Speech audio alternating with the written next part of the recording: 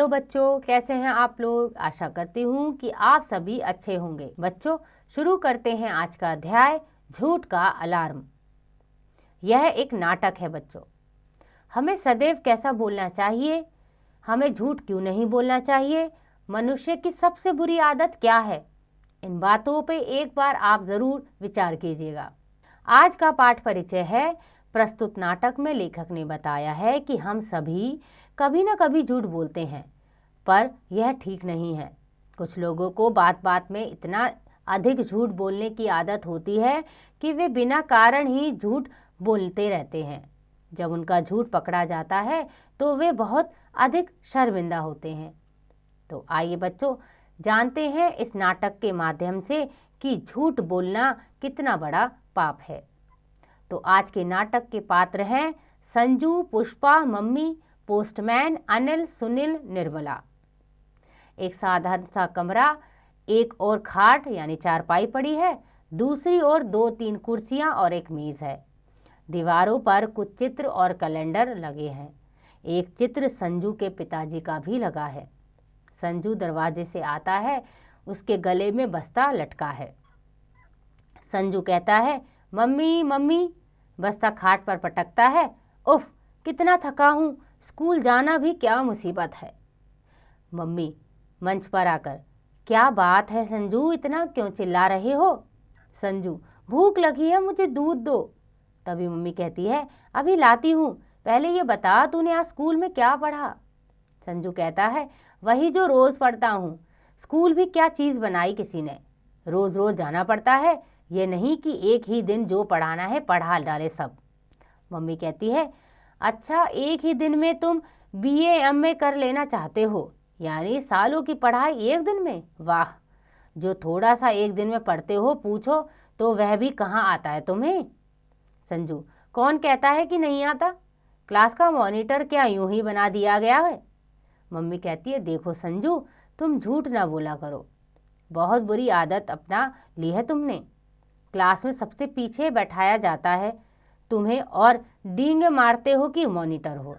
संजू, कौन कहता है कि मैं मॉनिटर नहीं हूँ, यह किसने तुम्हारे कान भर दिए मम्मी। मम्मी, मेरे कान किसी ने नहीं भरे, मुझे हेडमास्टर साहब ने तुम्हारे बारे में पूरी रिपोर्ट भेजी है। संजू, अगर यही कुछ लिखा है तो सब गलत लिखा है हेडमास्टर साहब ने, मैं कल उनसे पूछूंगा। मम्मी, अरे हेडमास्टर साहब से पूछोगे, इतना झूठ बोलने लगे हो। संजू, मैं तो। मम्मी, बस चुप करो, यह आज की बात नहीं है, मैं बहुत दिनों से देख रही हूँ तुम बात बात में झूठ बोलने लगे हो। मैंने तुम्हारे पिताजी को लिखा भी था तुम्हारी इस आदत के बारे में। मैंने उन्हें लिखा था कि या तो वह अमेरिका के वापस आ जाएं या कोई ऐसा उपाय करें कि तुम्हारी इस बुरी आदत में सुधार हो। तुम्हारी इस झूठ बोलने की आदत से तो मैं बहुत तंग आ चुकी हूँ। बैठो, मैं अभी तुम्हारे लिए दूध लाती हूँ, जाओ पहले तुम मुंह हाथ धोकर आओ। दोनों भीतर जाते हैं। उसी समय बाहरी दरवाजे पर कोई ठक ठक करता है। मम्मी वापस आकर दरवाज़ा खोलने लगती है। मम्मी पूछती है, कौन। आवाज़ आती है, पोस्टमैन। मम्मी बाहर जाती है, थोड़ी देर में कुछ पकड़े हुए वापस आती है। मम्मी, अरे ये तो अमेरिका से पार्सल आया है, संजू के पिताजी ने भेजा है। अरे संजू संजू, पार्सल खोलकर देखती है, एक घड़ी है, साथ में पत्र है। दोनों पत्र पढ़ते हुए, तुम्हारी चिट्ठी से यह जानकर बहुत दुख हुआ कि संजू बहुत झूठ बोलने लगा है। झूठ बोलने की आदत को सुधारने के लिए मैं एक घड़ी भेज रहा हूँ।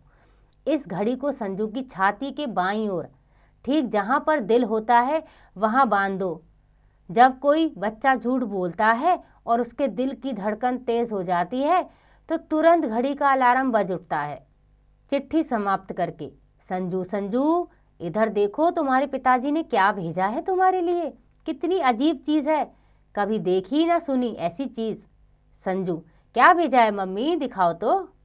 मम्मी कहती है, ये देखो घड़ी, इस घड़ी को छाती पर बांधना पड़ेगा तुम्हें, इससे झूठ बोलने की आदत छूट जाएगी। संजू, तुम क्या कह रही हो। मम्मी, ठीक कह रही हूँ, उतारो अपनी कमीज। उसकी कमीज उतारते हुए, अभी सब समझ में आ जाएगा। घड़ी उसकी छाती पर बांधने लगती है। यहाँ, हाँ यहाँ, ठीक दिल के ऊपर। संजू तंग आकर, आखिर होता क्या है इस घड़ी से? मम्मी, जब भी तुम झूठ बोलोगे जोर से घड़ी का अलार्म बज उठेगा। संजू कमीज पहनते हुए रुक जाता है। हैं? मम्मी, हाँ। संजू, पर मैं तो कभी भी झूठ नहीं बोलता मम्मी। अलार्म बज उठता है। संजू घबरा कर, अरे अरे मम्मी, बंद करो ये अलार्म। मम्मी, पहले मानो कि तुमने झूठ कहा। संजू, मैं मम्मी सच कहता हूँ कि मैंने कभी झूठ नहीं बोला, अलार्म बजता जा रहा है। मम्मी, तुम सच बोलते तो अलार्म बजता ही क्यों? संजू, मैं अभी उतार कर फेंकता हूँ इस घड़ी को। मम्मी, फेंकोगे तो मैं तुम्हारे पिताजी को लिख दूंगी। संजू कहता है, अच्छा, मैं झूठ बोलता रहा हूँ। अलार्म बजना बंद हो जाता है। संजू, कैसी मुसीबत बांध दी है मेरे साथ, अब तो बात करना ही मुश्किल हो जाएगा। क्या पता किस बात पर कब अलार्म बज उठे। आखिर पिताजी को भी ये क्या सूझा। बाहर से लड़कों की आवाज़ आती है, संजू संजू। संजू, कौन? दरवाजे के पास जाता है। अरे तुम, आओ आओ।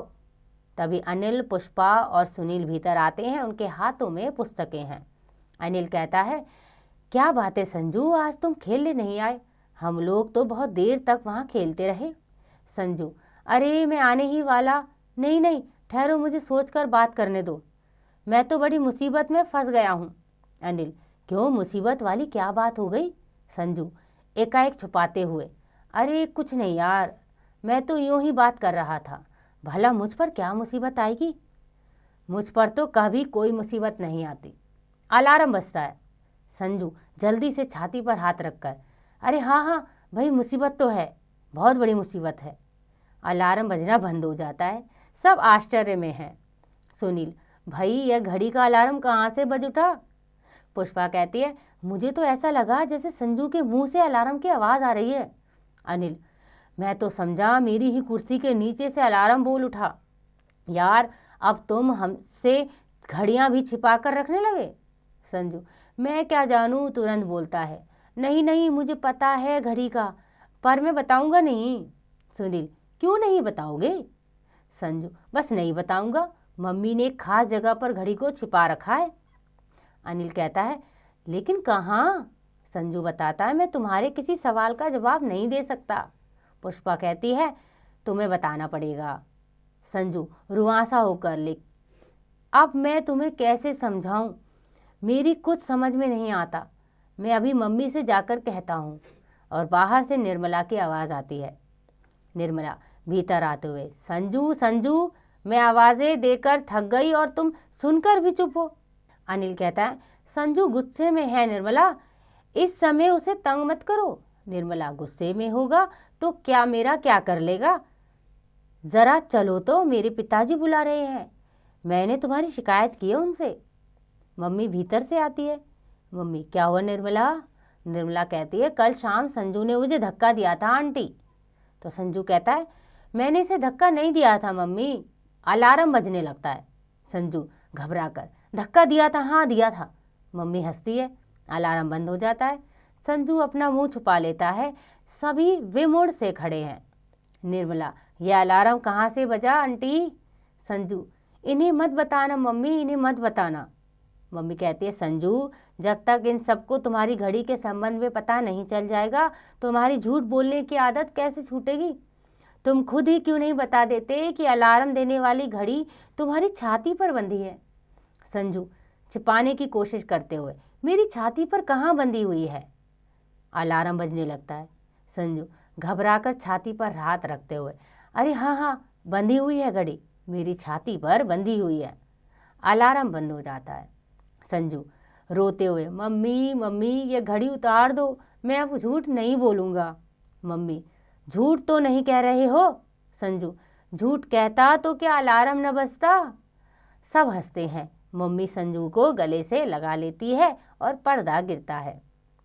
तो बच्चों, ये नाटक लिखा वेदराही जी ने, और इस नाटक के माध्यम से ही उन्होंने हमें बताया कि संजू जो लड़का था कितना झूठ बोलता था। इसलिए बच्चों, झूठ बोलना अच्छी बात नहीं है। आप भी अपने जीवन में झूठ अगर बोलते हैं तो अभी से झूठ बोलना बंद कर दीजिए, क्योंकि सच्चे रास्ते पे चलना ही एक अच्छे व्यक्ति का अच्छा आचरण होता है।